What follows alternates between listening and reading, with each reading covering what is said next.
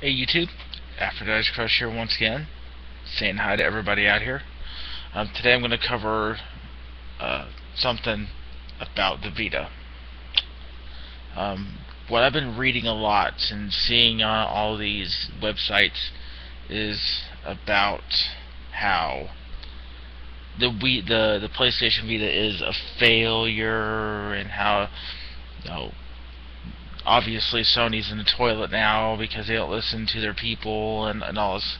And I wanted to put up a video, because I don't think I actually put up a video as of yet, to actually explain why I have a Vita and why I like having a Vita and why I got it on the ground floor for the Vita. But first off, I'm going to cover why I bought one. First off, I wanted to get in on the ground floor on a new console. I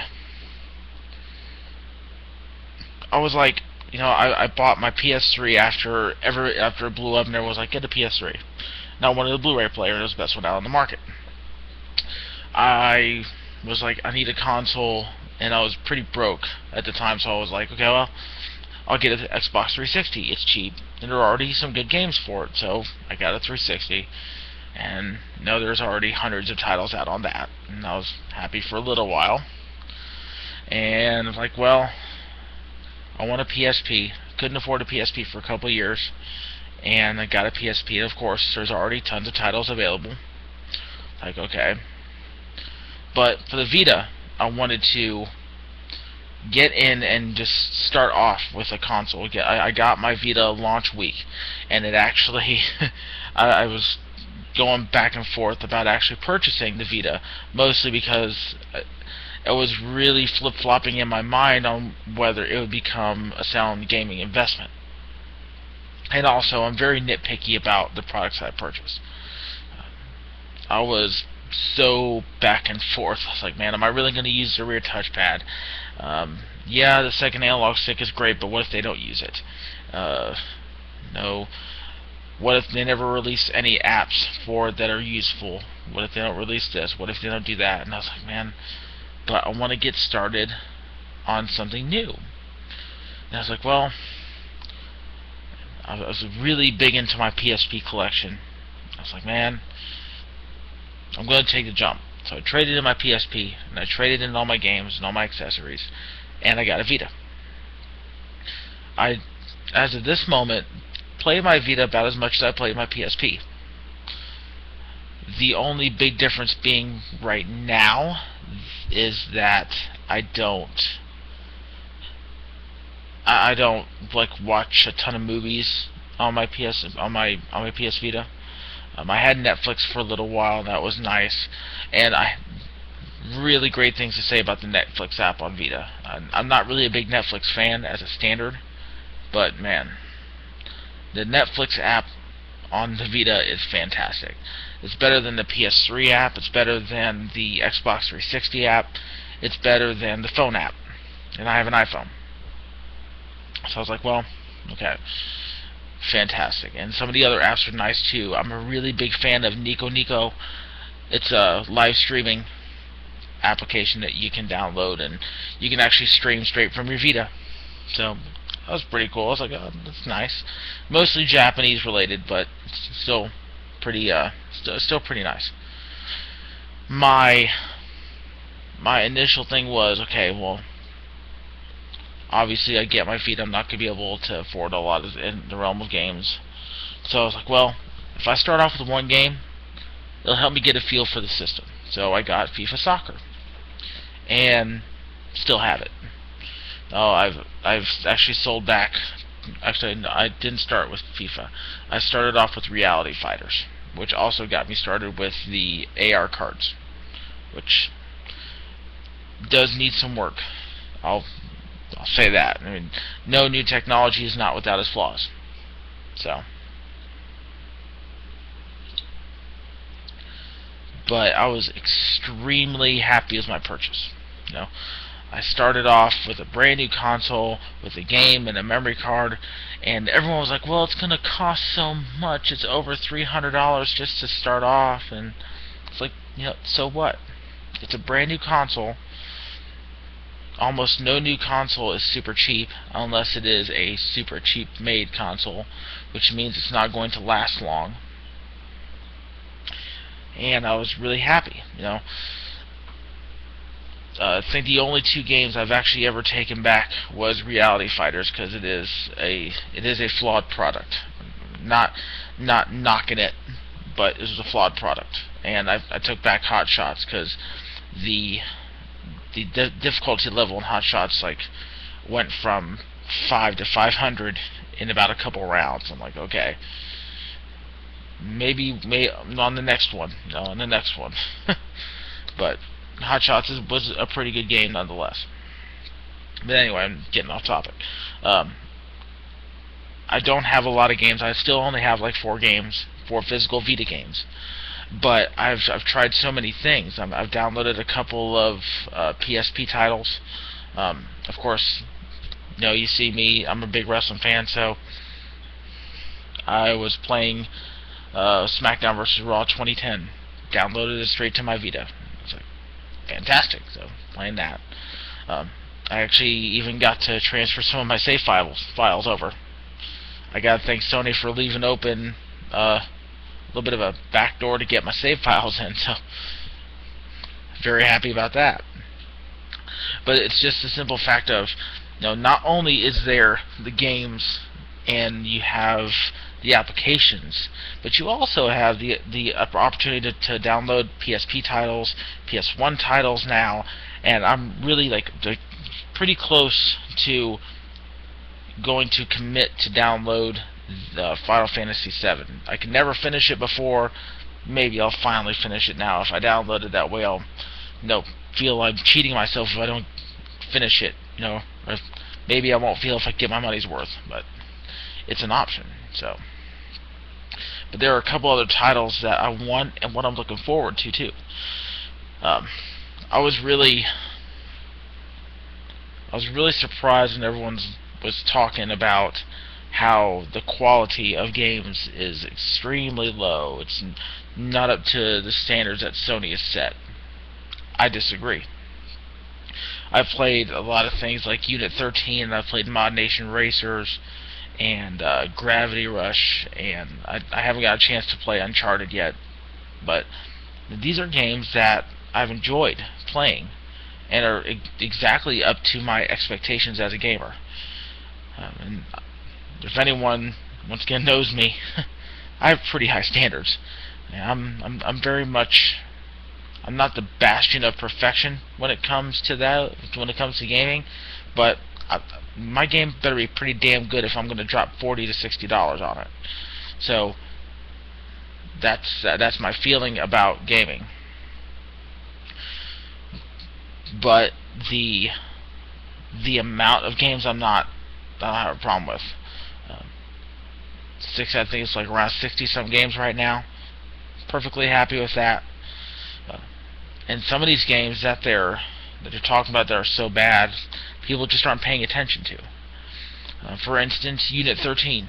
Unit 13 is a first-person shooter game, and people were just freaking out. They're like, oh my goodness, there is no story to this at all. I just do not understand how people would ever want to pick up a handheld and play a game that only would last 15 minutes at a time, if that.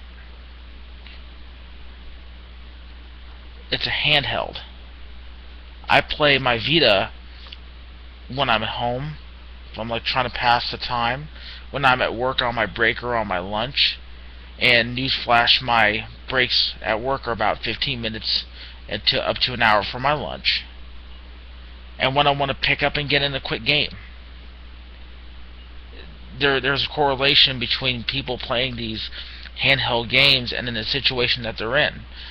If you're going to pick up a handheld game, you're not expecting a PlayStation 3, Xbox 360 console hit, but you're getting some of the great content, some great graphics.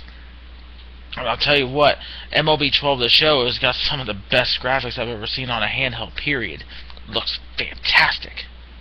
So, everybody who's complaining about these things obviously didn't spend more than 10 minutes with the Vita, or just didn't care enough to pay attention.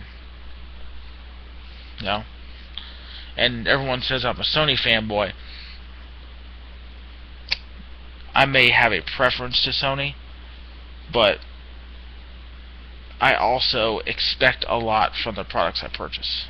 Because I'm not just going to blow $250 to $300 and then just call it a wash. I don't make enough money in a year to call things a wash when I purchase something. If it sucks, I'm going to let you know it sucks. And as a matter of fact, the only game that I found this really actually kind of sucked that I've played on the Vita so far has probably been...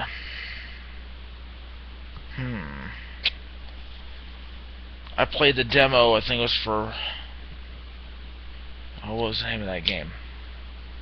It's like Monster Alliance, or Dungeon Hunter Alliance, I believe it was.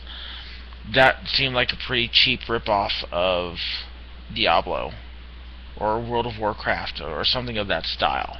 Seemed like a pretty cheap knockoff. Very, very... It didn't seem like it fit on the screen very well. It seemed very clunky. The controls are kind of like, I can't get a handle on this. The first 2 to 3 minutes of me playing, I was like, oh, this isn't so bad. And then I actually got into the game a little bit, and I'm just like, yeah, I don't want to play this anymore. So, yeah, there are some clunker games out there. The alternate reality games that they have for free in the PlayStation Store, there's a reason why they're free. Number one, and number two, I consider the AR a bit less than a gimmick right now.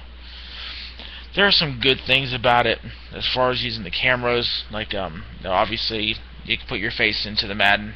I put my face in Madden 13, but really using it for like cheap parlor games, like you gotta touch the screen and hit buttons to make sure a guy dives the correct way.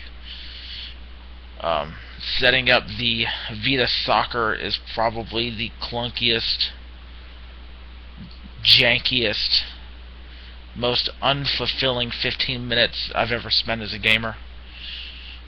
Aside from the first 15 minutes I picked up a Wiimote. The fireworks holds your attention for about a good 15 to 20 minutes before you're like, okay, I see why this is free.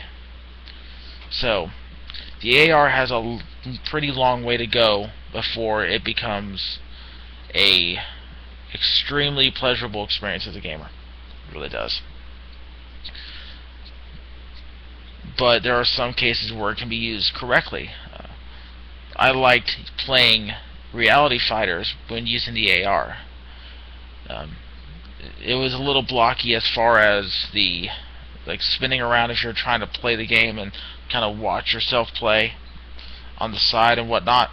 But as far as actually placing those characters into the game space, it looked good. It looked a lot better than I expected.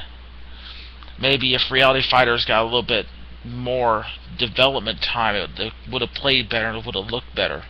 But far worse than being a horrible game, but it wasn't a game that I was expecting to keep, and it ended up not being a game I kept. Maybe they come out with one next year, like Reality Fighters 2. It might be something I'd pick up again, but it was a very narrow miss for me. It had its moments, but it didn't pan out for me. And then I bought Mortal Kombat, which completely negated me ever buying Reality Fighters. I love Mortal Kombat, fantastic, but getting off topic. I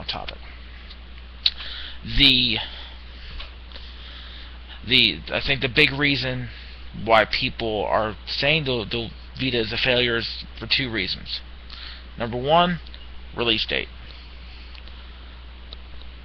I have no idea why they wanted to place the Vita on the release date it placed it. That was a monumental mistake. They should have maybe given it an after E3 release date. Give people a little bit more time to develop it, a little bit more.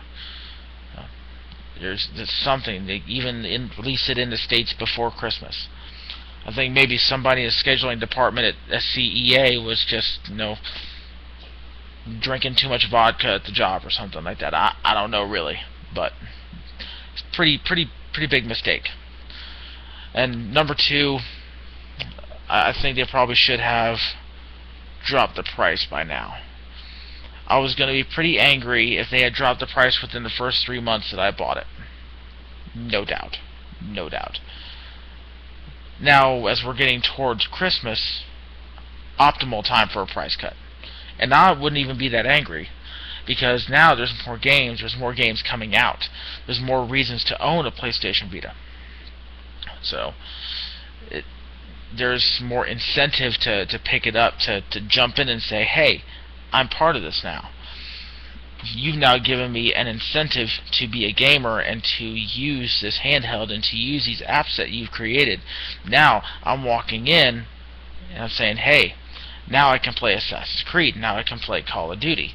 Now I can get a special colored, PlayStation Vita. I can get black, or I can get blue, or I can get white. It validates your investment, the money you're putting in to have an install base if it's a brand new console. So that's number one. And number two, or is it number two or number one? It's pretty late. But the release date and obviously the price cut. So yeah, we hit both points.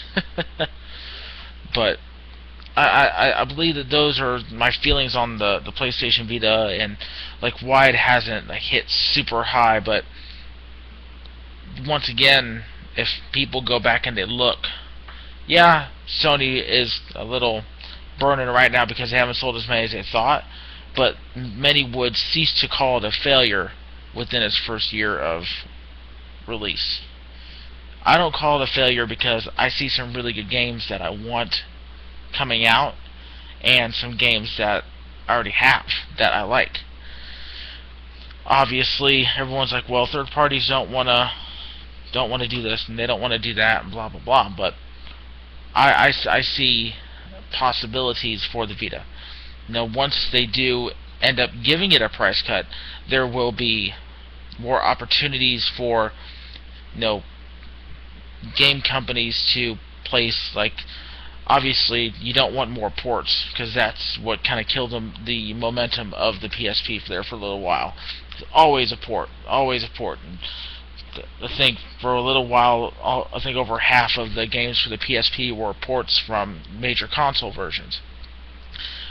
But in a lot of cases, they were better than the console because I could just take it, put it in my pocket, and go. I liked it. I was happy with the money I was plunking down, and everyone freaks out because Sony's dropping the price on a lot of the games. So what? They're not breaking down the price of the system per se, but they're giving you more of an incentive to buy the game. You're still getting a break off of something on the game, but it's not. You're still saving a little bit of money on the back end. It becomes less of an investment to pick up the console. I work in retail. I work at a big box retailer, and I push all this stuff. And every once in a while, you get a feel for how a customer is feeling. And when they walk in and they look at this big case, and you have Microsoft, you have Nintendo, you have Sony, and then you have the handhelds with Nintendo and Sony. I break it down into child and adolescent gamers, and I do adult gamers. I ask the age of whoever you're buying for, and I go based on that, and of course on budget, because everyone has a budget. And it all comes down to the worth of the purchase to the customer. Sony still feels that their value with the Vita is high, which is a good thing. They want to improve the value, and the more games and the more things start to come down, the more value is going to come out. it does take time. It really does. Now, whether people want to give it time or not, I saw people writing off the Vita a month after it was released. Like, really? The only consumer products I've ever seen that have been truly labeled a failure or a success based on 1 month of release is a cell phone. Computers, televisions, and even the straight up home consoles, they don't get judged normally by the first month or two of release. Cell phones are a integral part of the ecosystem of retail and electronics retail, but the shelf life is extremely short.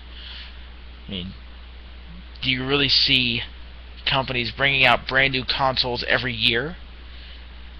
You're talking about a shelf life for something of a cell phone being 1 year. Generally, you have this long, 1 year, to bring out a product, sell it, and then eliminate it from the market. And now you have a console, a almost the same technology in some ways, but now you need to extend that shelf life, and sometimes by tenfold. I believe Sony believes in a 10-year product lifetime for the most part. I know the PS2 had it and has extended it. I think now we're in our 13th year of PlayStation 2. The PSP's been around for like 8 years, and even though they don't really sell that much of them anymore, although of course in Japan it's huge still, the PSP still is a high seller. Obviously the States, our mindsets are extremely limited. We don't have a brain for long console cycles, unfortunately, which I think is absolutely pointless. If you're going to drop hundreds of dollars on a console, whether it be a home console or a handheld, and you're dropping $40 to $60 on games, do you really want to pay for another console in 3 years and then start paying more money for more games and then have to go through that cycle again? That's wasteful. I want to buy my games to last me for a long, long time. No, as long as humanly possible. We're in this era where it's all about put better technology in this, make it bigger, do this bigger, do that bigger, and make it cheaper. It's not sustainable. I mean, Sony makes PlayStation Vitas at a specific price right now, and they're selling at a specific price for a reason right now. It's first year of existence.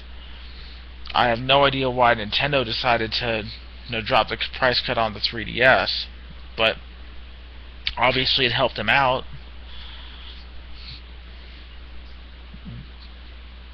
Did it help them out in the long run when they were losing money? Probably not. They're probably walking a very fine line there for a while, as far as, okay, we need to really watch how much we're selling and expending. Because while the 3DS was climbing in sales, the Wii was dropping like a rock. And then it became quickly apparent that that model doesn't. It's not sustainable. You can't stay at that level. I mean, Sony is part of a huge conglomerate. The gaming division is just one of many, and the Vita is just one product out of hundreds, if not thousands. So that's a very different corporate mindset, because people are like, well, where's the price cut? Where's the price cut? Nintendo set a very dangerous precedent last year. Very dangerous. So, but we are actually creeping up on about 30 minutes now. And I'm going to leave you guys. I hope you guys enjoyed this little chat with me tonight. It's about 15 after 10 in the PM. I probably should have logged off about 15 minutes ago. But if you stayed and listened to my little rant, my little stories, If you have some constructive criticism, or you have a constructive question, you know, or even if you want to call me a moron, as long as it's respectful. Call me a moron respectfully. Put it down in the comments. You know, comment, rate, subscribe. Give me some thumbs up or some thumbs down. I always love the thumbs up and the thumbs down. So, but I want to thank you guys for watching. You guys have yourselves a good night and happy gaming.